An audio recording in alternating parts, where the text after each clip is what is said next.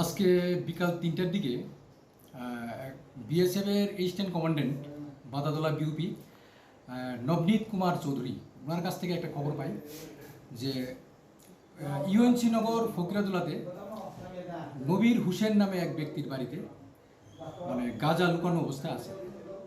তো এই খবর পেয়ে তারা ওই বাড়িটা পুরো পরণ করে রেখে দেয়। এরপরে আমাদের পুলিশকে খবর দেয়। তো সোনামুড়া পিএস থেকে আমি ওইখানে স্টাফ নিয়ে যাই এবং সমস্ত নিয়মকানুন অবজার্ভ করে ওনার বাড়িটা আমরা রেড করি। ওনার ডুয়েলিং হাউস দুইটা আছে, একটা কিচেন রুম আছে। তো আমরা পুরো বাড়িটাই আমরা প্রিসার্চ এবং সার্চ করি।